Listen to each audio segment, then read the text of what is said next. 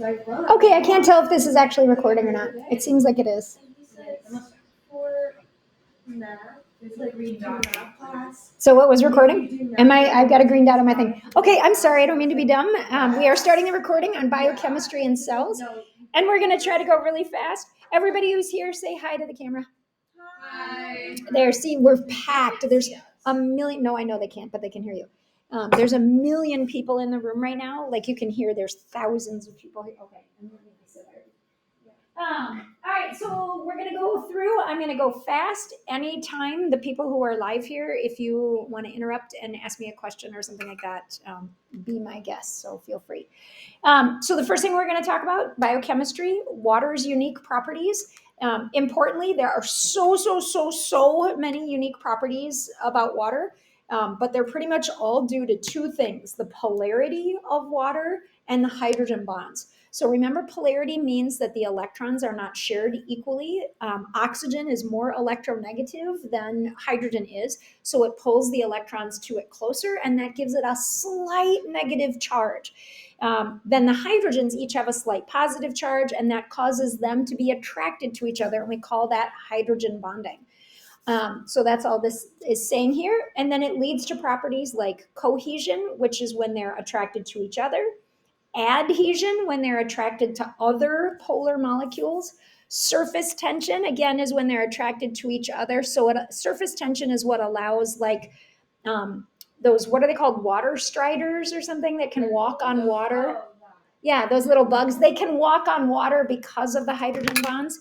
Capillarity allows the water to go up tiny little tubes, and that is relevant for trees. High specific heat and evaporative cooling. Because water is attracted to itself, it takes lots and lots of energy to evaporate it. And so that means that it takes more energy. That's the high specific heat. But then when it does finally evaporate, all that energy that was building up gets removed, and it actually makes the surface cooler because that energy was removed. So that's what evaporative cooling is. Ice floats. It's because of the hydrogen bonds. When the water molecules freeze into a crystal lattice, the hydrogen bonds actually push the water molecules apart. And so that makes water less dense. Ice less dense than liquid water. Liquid water, they're always bumping into each other, and the hydrogen bonds don't really have time to form quickly. But with the lattice, now these hydrogen bonds have opened up and pushed them further apart, so it's less dense than water, and so it floats. And that's really an important characteristic.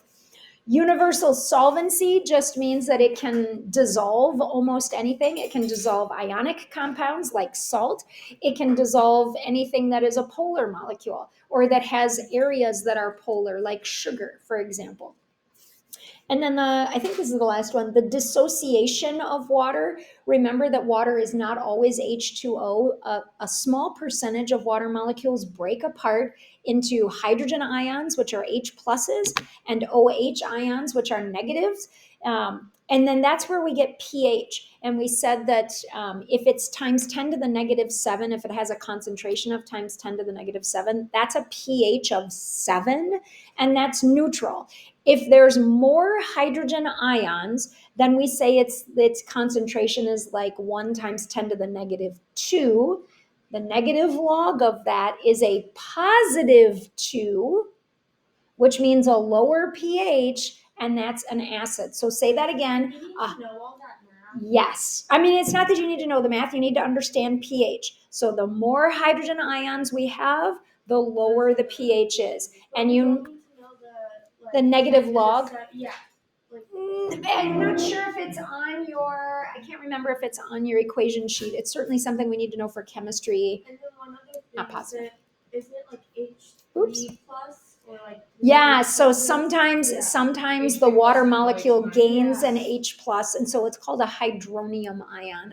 Just don't let it freak you out. A hydronium ion is basically the same thing as a hydrogen ion all by itself. Like, they're kind of interchangeable terms in chemistry. It's an extra plus charge.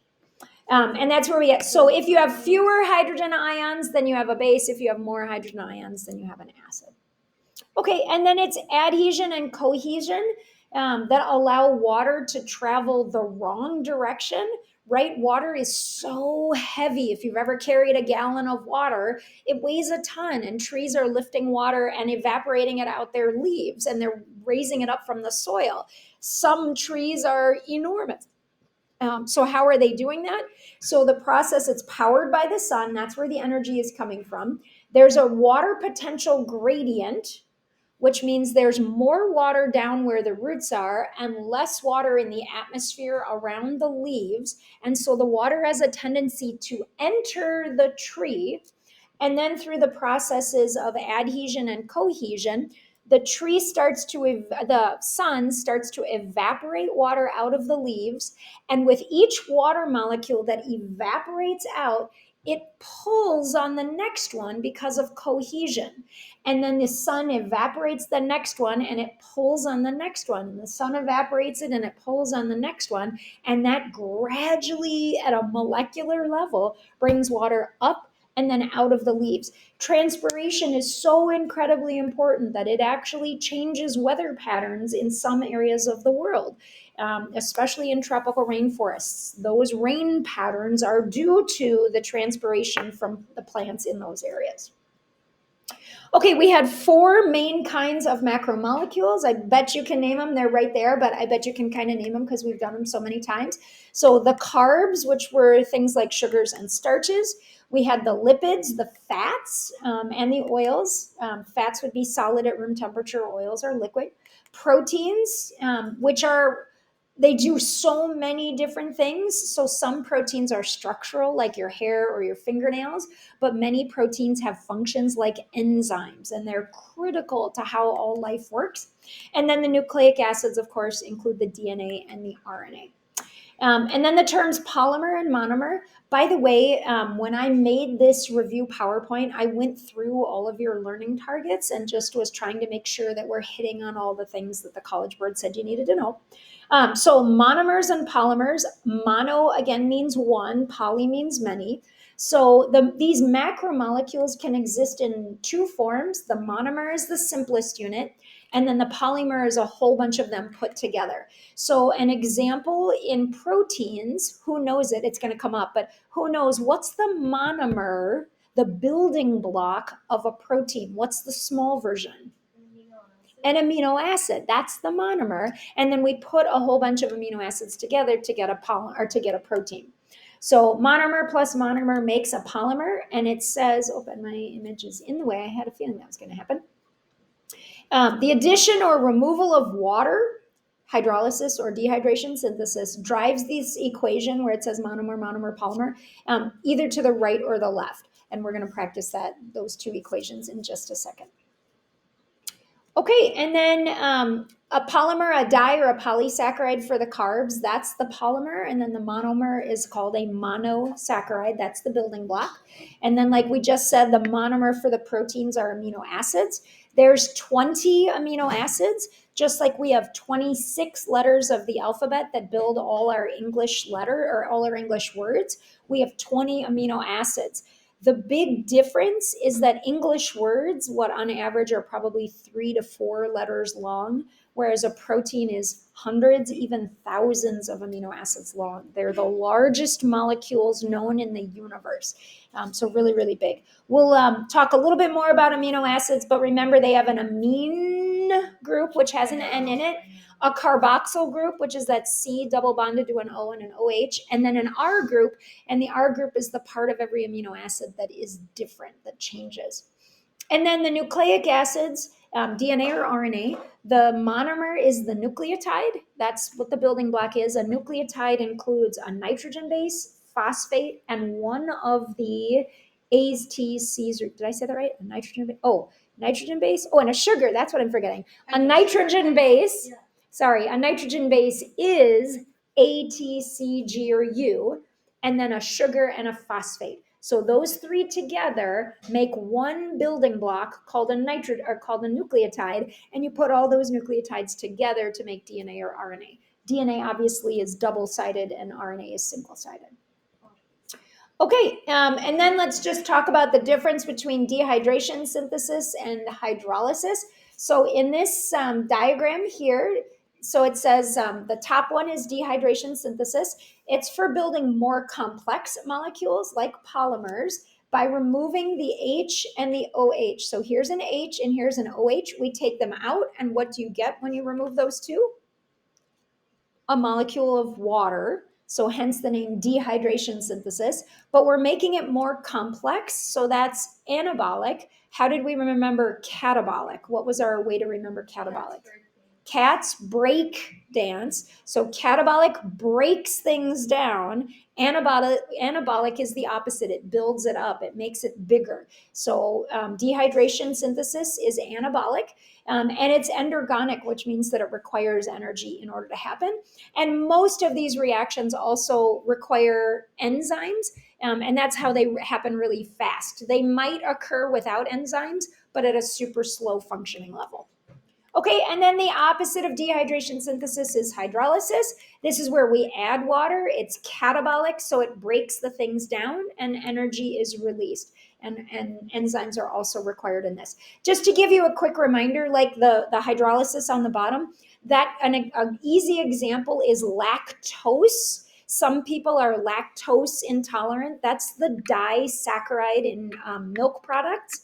And so some people don't have the enzyme that breaks lactose into its two component parts. And so that makes them feel cruddy or whatever. Is that so? It's hydrolysis, like when your body is doing it? Yeah. So it's an enzyme that's pulling it apart, and the enzyme adds an H and an OH, and that allows it, it adds water to it, and that allows it to break into the two monosaccharides that make lactose. Okay, next, lipids don't have monomers, so there's not a building block of a fat. So remember that the fats can, they're always nonpolar, and they can be either saturated or unsaturated. And now my image is in the way again. They can be either saturated or unsaturated, and that depends on whether they have double bonds or single bonds. So the saturated, I always said to you guys, saturated fats have single bonds and they're solid at room temperature. So butter is an example of a saturated fat. Oil, like olive oil, is an example of an unsaturated fat. This double bond right here makes it an unsaturated fat. Okay, and then there's different types of lipids. I hate when I have to move the image around. I might get rid of that. Phospholipids, remember, are the building components of cell membranes. So say that one more. Yes, it would be. So the question was, wouldn't that be a monomer for a phospholipid bilayer? Yes, but we're talking about the lipid itself doesn't have a monomer. So that would be a monomer for the bilayer, but not for a lipid itself. So remember that phospholipids, they have these polar heads. That's what causes them to flip toward water. And the water is either on the outside of the cell or on the inside of the cell. And then these hydrophobic or nonpolar tails that flip in away from the water. And then the last category of the lipids are these guys down at the bottom. They look a little bit like what other category has ring structures like these guys down here? Those look a lot like carbohydrates, but they are the steroids. The difference is that their rings are fused, so they share a covalent bond as opposed to having that phosphodiester. Is that what it was? What's the bond between, I'm suddenly not thinking of it. Is it a phosphodiester bond between carbohydrates? I'm forgetting the name. Don't worry about it. It doesn't matter. Okay, proteins. There we go. There's an amino acid. So here's the amine group. It's got a nitrogen. Here's the carboxyl group. And here's the R group, the part of every amino acid that is different. So remember that proteins have, so it's long chains of amino acids joined by what kind of bonds? What kind of bonds are these? Starts with a P. Peptide, nice. Peptide bonds. And then the R groups, remember, can have different properties. There's 20 of them. And so the R groups may be polar, and so they're attracted to water. They might want to be near water. They could be charged, like fully ionic, so they've gained or lost an electron. They could be nonpolar. They don't want to be near water, so they're going to push in toward the middle of the protein. or they could be special. We learned about cysteine makes these disulfide bridges. There's nothing else that's like it, so we call them special. So remember that there's 4 parts of their structure. The primary structure is just the order of the amino acids. That's what a mutation in DNA might change. It might change the order of amino acids. So maybe an amino acid gets replaced, removed, added, it doesn't matter. Secondary structure are the alpha helices and the beta pleated sheets. That's what this diagram is trying to show you. Notice the hydrogen bonding between 2 rows of amino acids. The tertiary structure is this diagram here, and this is where the R groups start interacting. So here we have nonpolar R groups that have moved to the inside of the protein, whereas we have hydrogen bonding that's occurring between these polar R groups. We have a disulfide bridge here, and then ionic ones are also attracted to one another. So it says tertiary structure gives it its 3-dimensional shape due to the folding of the R group interactions. And then the last level of protein structure is called quaternary. And that's where you have several amino acid chains that come together to make this really ginormous protein. So it's got the same types of interactions, meaning there can be polar, nonpolar, ionic, whatever interactions, but it's between more than one polypeptide chain. Okay, for this section, learning targets. These are things that are just kind of not that I wanted to make sure we touched on because they're difficult. Organisms must exchange matter. They take the molecules that they eat or absorb and rearrange them. So they might eat a protein, but now they pull that protein apart and put those molecules back together to make their proteins that they need for their enzymes or their body parts. So those are called precursor molecules. So atoms and molecules from the environment, we call them precursors, are needed in order to build the new molecules that are what build us. So carbon is used to build all of our macromolecules that we've been talking about. Carbon is used in storage compounds and cell formation in all organisms. I can't remember. Nitrogen is used to build proteins and nucleic acids. That's where we find nitrogen. And phosphorus, what's the only place we find phosphorus of the 4 macromolecules? Nucleic acids. That's the phosphate group in DNA's backbone. Sugar phosphate, sugar phosphate. Okay. So now we're on to cells. That was it for biochemistry. We've gotten through 1. We're about not quite. I went faster than half an hour, so that was good. So we got prokaryotic and eukaryotic cells in this. Prokaryotes are who? Who are the prokaryotic cells? Bacteria. They are the bacteria. They are super, super small, much, much smaller than this diagram indicates. Mohammed, please report to the media center. Hamdi Mohammed, please report to the media center. Any given cell might have hundreds of mitochondria in it. Mitochondria are the same size as bacteria, so that gives you a sense of how small bacteria are in comparison to us. We are full, so I always say you are made of eukaryotic cells, so are plants, so are mushrooms, fungi, so are protists, so everybody but the bacteria. They have lots of membrane-bound organelles, which become really important because those membranes allow them to do chemical reactions. They're much larger, and there's 2 major types of the eukaryotic cells. There's the autotrophs that can make their own food, and then the heterotrophs that need to take in food. And then remember endosymbiosis, definitely a learning target. That's the idea that way back in Earth's history, prokaryotes moved inside of somewhat larger cells and then just stayed there. They reproduce differently. We're going to go over some of the evidence for that in just a second.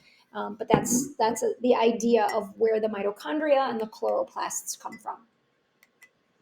Okay, so this is kind of dry, I always feel like, but this is like an important part of AP cells. The utility of membrane-bound organelles. By enclosing parts of the cell membrane, eukaryotes are able to specialize. So a bacteria is just a bacteria, that's it. It can't do anything different than what its entire body, which is one cell, can do. Whereas multicellular organisms, I can have some cells that are nerve cells, some cells that digest food, some cells that keep my heart beating. So they can specialize, some cells that are my skin cells. So by enclosing parts of the cell membrane, eukaryotic cells can specialize. Membranes isolate different areas of the cell inside of the cell, which allows the cell to have varied conditions. For example, lysosomes, the stomach of the cell, have to have low pH, just like your stomach has acid in it. The pH of lysosomes is low. We don't want low pH everywhere in the cell, or the cell would start to digest itself. So the cell membrane, the organelle membrane, allows this special environment inside of the cell. So, and it also allows different reactions. So the membranes inside allow surface area for various reactions. The specialization of cellular regions is what makes eukaryotic cells so much more complex than prokaryotes and is a prerequisite for multicellular life. Okay, reviewing cell organelles and kind of the parts of the cell. Cytoplasm, textbook writers would roll their eyes, but juice of the cell just seems good enough to me. So it's the liquid inside of a cell. If you squish an apple to make apple juice, the juice is cytoplasm. You're drinking cytoplasm when you drink apple juice. The cell walls, it depends what kingdom of organism we're talking about. So the plants, their cell walls are made of cellulose, which we learned is a polymer of glucose. Right? When do plants make glucose? When do plants? During photosynthesis. And then they put all those glucose molecules together in a polymer to build their cell walls.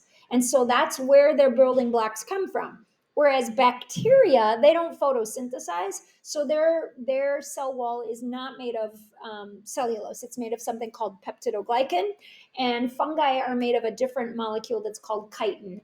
Do you need to know those two words? You do not, but it is absolutely possible that you would see them on a question, and it's always nice to just be like, oh yeah, I vaguely know what that is. Good enough. Humans use glycogen? I sure do. The question was, do I know that humans use glycogen? Should we know that? Not for this AP class. So it is, glycogen is it's a polysaccharide that branches a lot.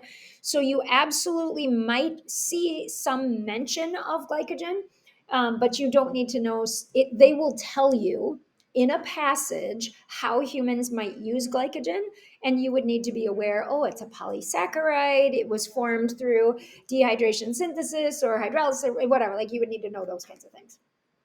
Okay, ribosomes are the little polka dots, the little dots that you see inside the cell.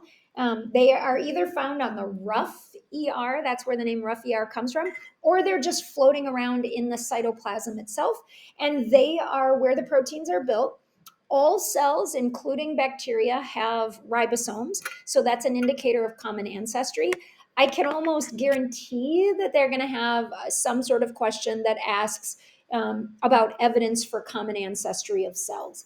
And there's so many things that indicate common ancestry, both from all of them using the same DNA, the same A's, T's, C's, and G's, all of them having ribosomes, all of them, the endosymbiotic theory, like there's a lot of things that we can use as evidence for it. Okay, and then the rough ER compartmentalizes, which again just means closes off part of the cell from other parts, and it has the ribosomes.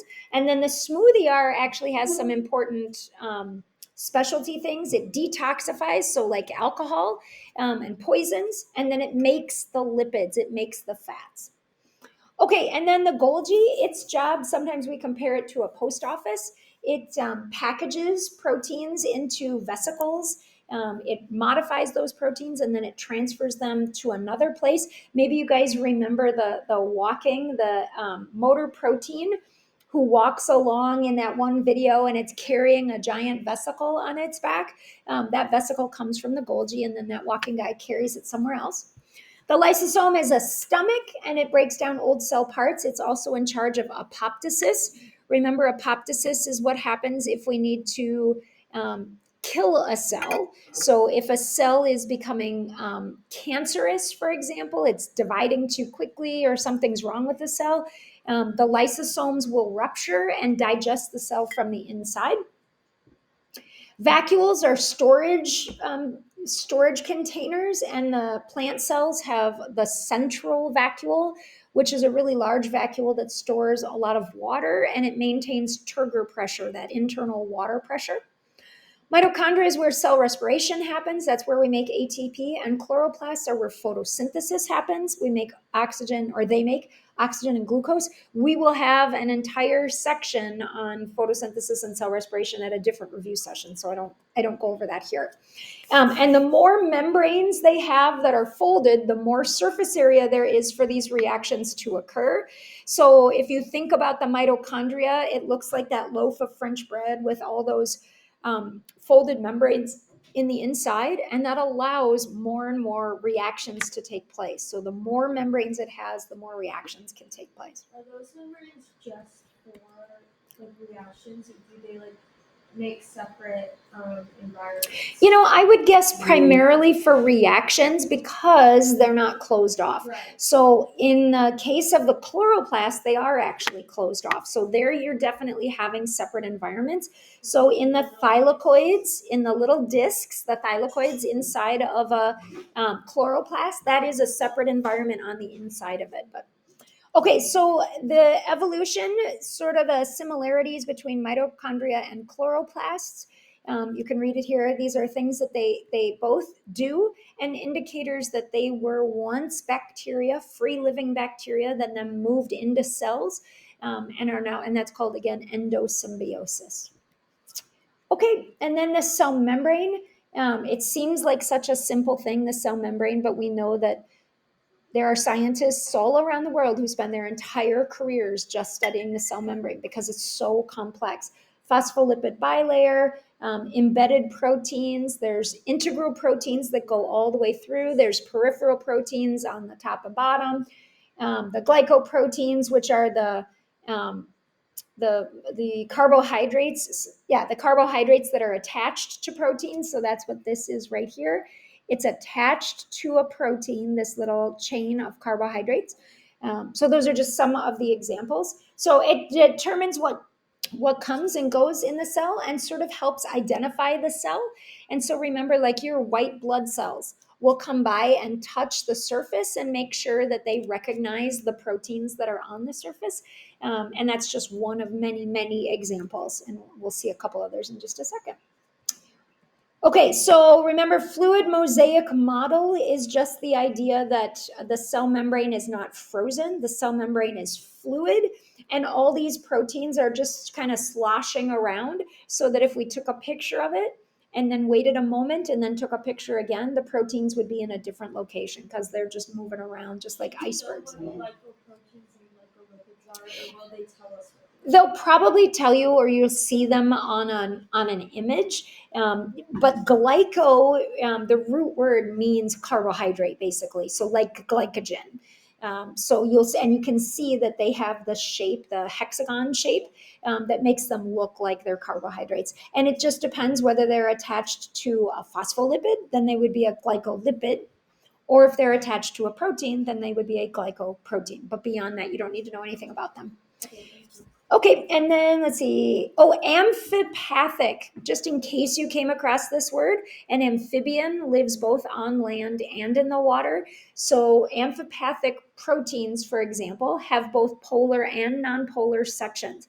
So the blue proteins in this diagram, the part that's near the phospholipid heads has to be polar, and the part that's embedded inside of the cell membrane, it has to be nonpolar.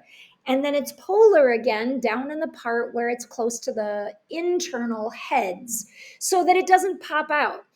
Otherwise, it wouldn't be able to stay embedded in the phospholipid bilayer.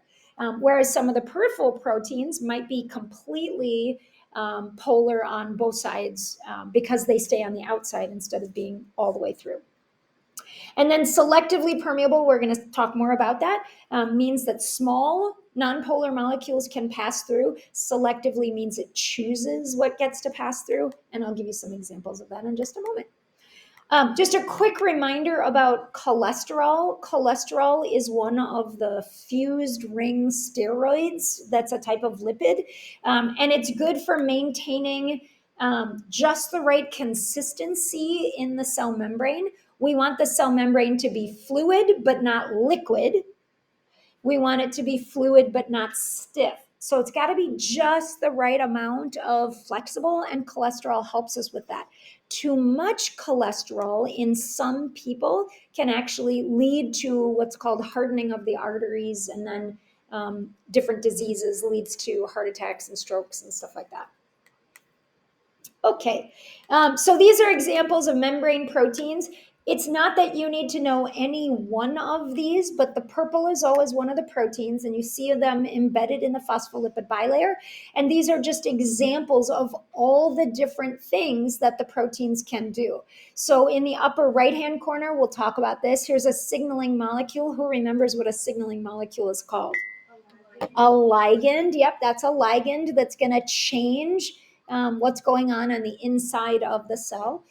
Here's an example of how one cell might recognize another cell by using the proteins and the glycoproteins that are on it, comparing the two. So all kinds of ways that they join together.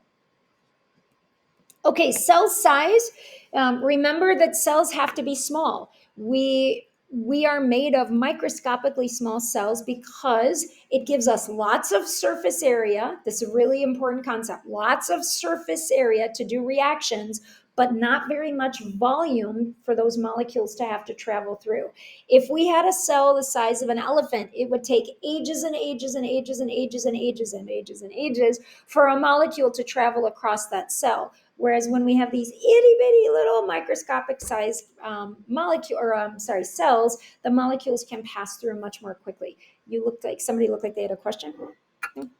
I thought I saw your mouth move. Okay, so folds increase the surface area. So remember that the mitochondria and the chloroplast, for example, have lots of folds in them so that they can do more reactions in a smaller amount of space. So more surface area. So as organisms increase in size, their surface area to volume ratio decreases, affecting properties like rate of heat exchange with the environment. So, for example, an elephant, still made of trillions and trillions of microscopic sized cells, but the elephant itself is going to heat up really slowly, and it's going to cool down really slowly. Whereas a tiny little baby, we'll say even a baby, babies have a problem because they're small. If they get a fever, their body spikes a fever super fast, and that can lead to brain damage. Or they can get cold much faster than an adult can. And so we have to make sure that we've bundled babies well, and it has to do with their small size. Okay, the endomembrane system just refers to kind of this whole process, starting in the nucleus, the DNA. It sends a message out of the nucleus to the ribosomes. The ribosomes build a protein. The protein gets packaged and modified in the Golgi, and then the Golgi puts it into a vesicle and transports it either somewhere else in the cell or out. So how they send proteins from ribosomes to their particular destinations, blah, blah, blah. Okay, passive and active transport. Remember that the cell membrane is selectively permeable. So it's only allowing certain molecules to pass through. When it's passive transport, it means no ATP is being used. So that includes osmosis, which is the diffusion of water, and then diffusion of other small molecules. Osmosis is odd because water is polar. And so water doesn't actively pass between the phospholipid bilayer. That doesn't work because of its polar charge.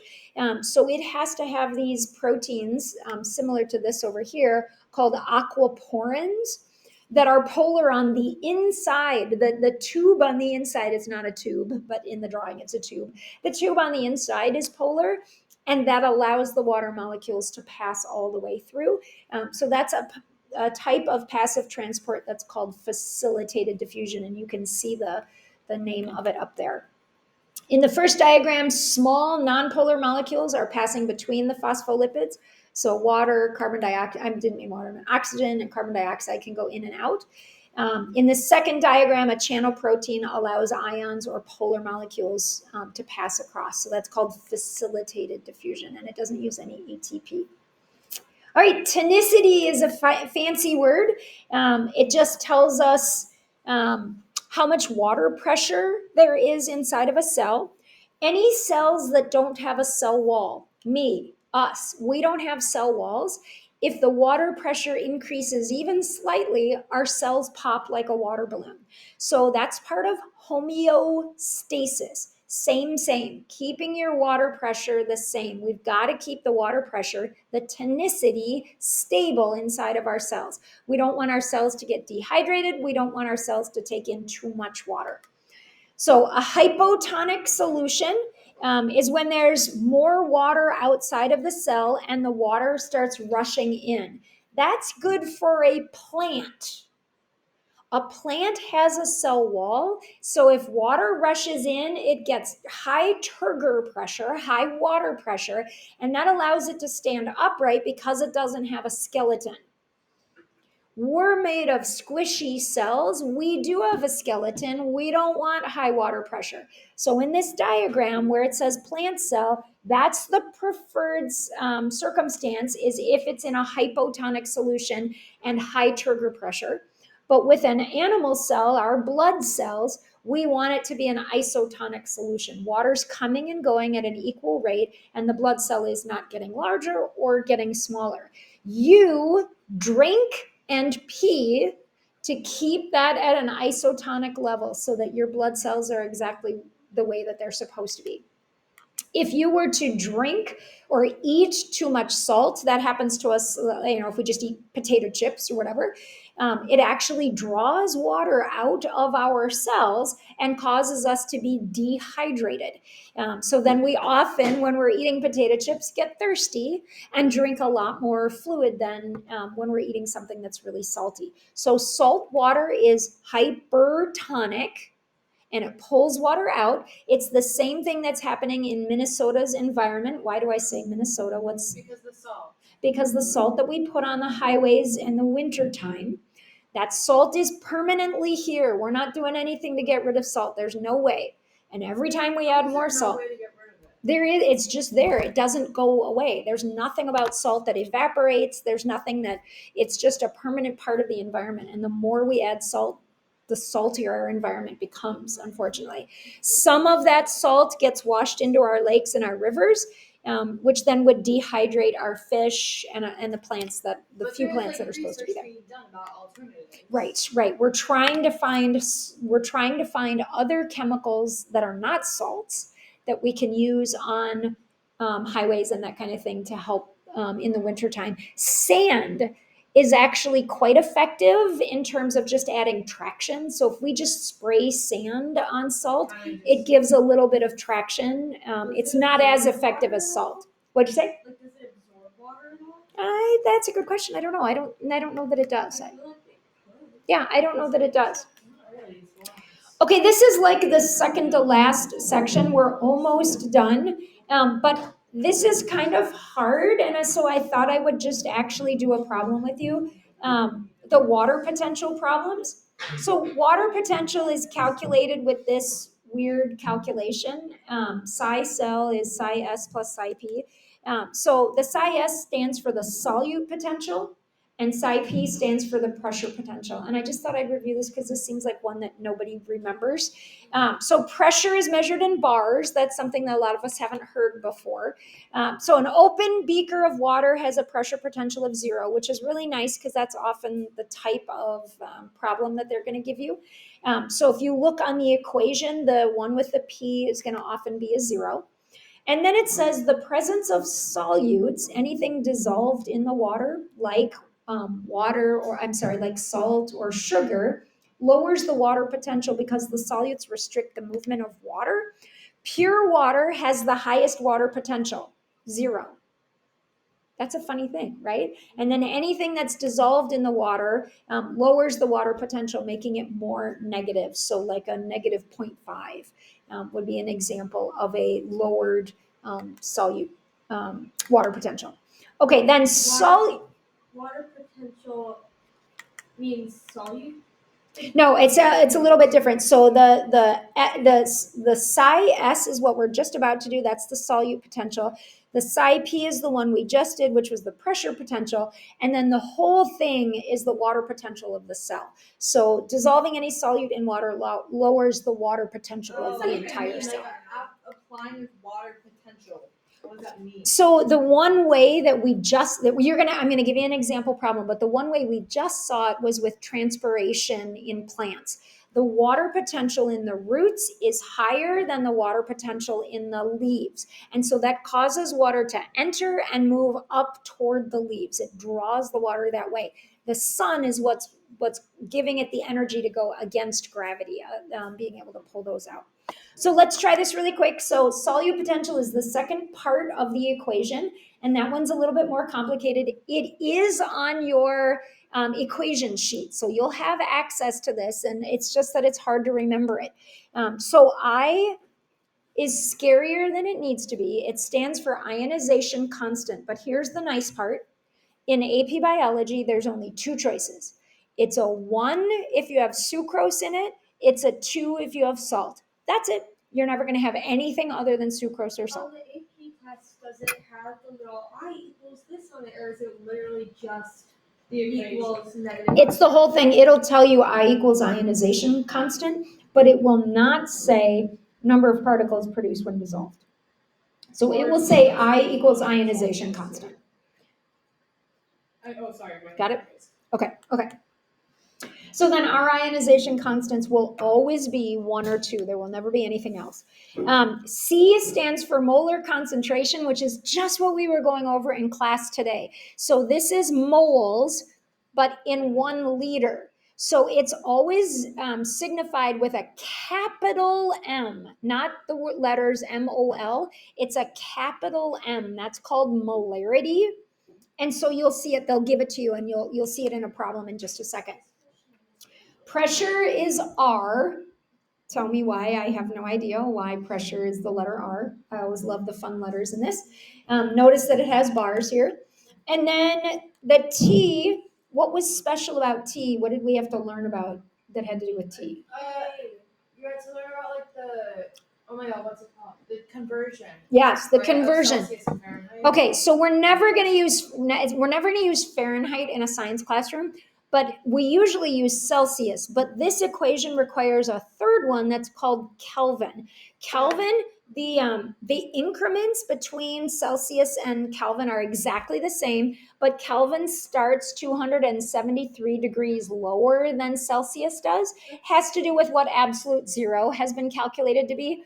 So in order to calculate Kelvin, you have to take whatever the Celsius temperature is, let's say 22, that's around room temperature, and add 273. And I believe that is on your equation sheet. So that should be hopefully something that you can do.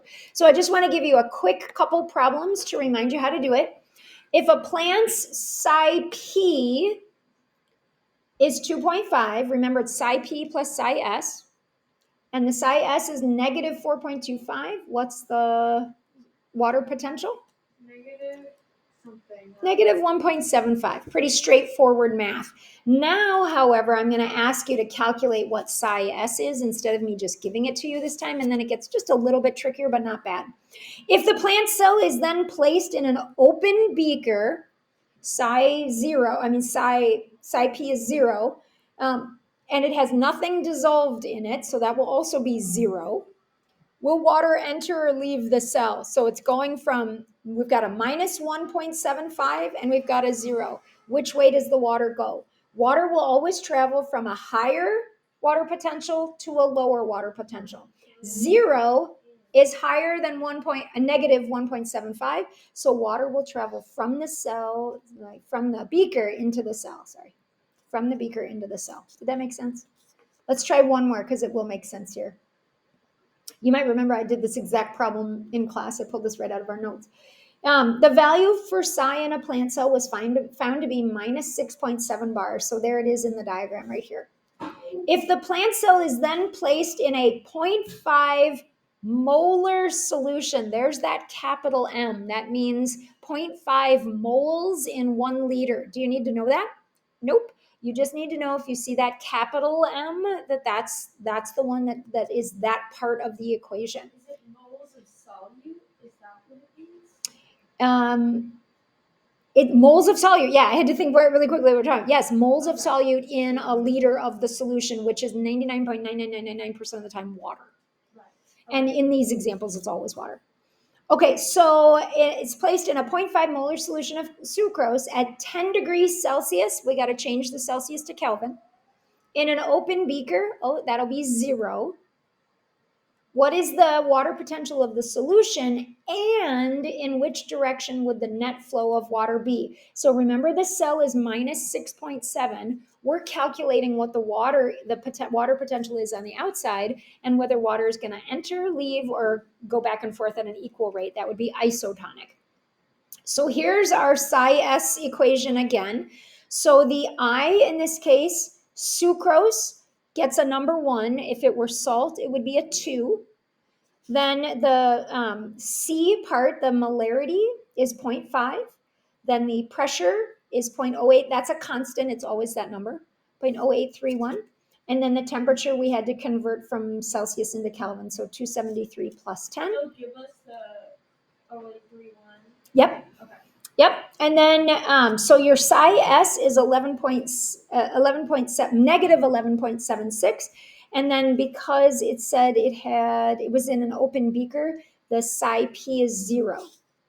And that's from being in an open beaker. Okay, so the water potential on the outside, give me a second. So do you see it's in the diagram now, is minus 11.6. So this is... Go out. So which number is higher? And I always think that that's difficult when you're dealing with negative numbers. 6.7. Negative 6.7 is the higher, bigger number than negative 11.76. So water will leave the cell. That's like putting it in salt water or something like that. It'll cause the turgor pressure inside of the cell to leave. Okay, and then I think we're just about done, you guys. This is the last slide. So active transport is when we use ATP. So if you're being active, you're using energy. Examples. Gosh, we're still recording. Almost done. We're moving from low to high concentration, which is the opposite direction that molecules would normally go. They normally go from high concentration to low concentration. So in this case, these integral proteins, the ones that are embedded in the phospholipid bilayer, have to be there, and they have to use ATP. My picture is in the way right now.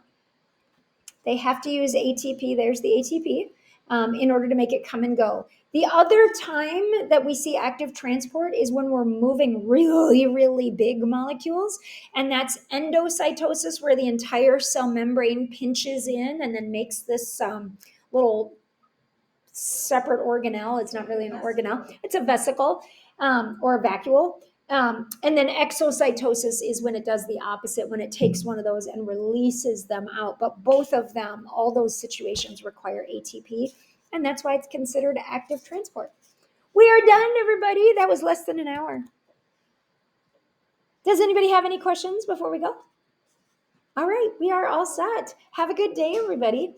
I'm recording, Principal Ballard. Give me just a second to finish my recording, and then I'll be done. I can't even see how to get it to stop, so give me a second. Go back to the meet. It's actually, I didn't use a Meet. I used Screencastify. Oh, look at you. And my computer is so slow that it takes a second while I'm doing it. Come on.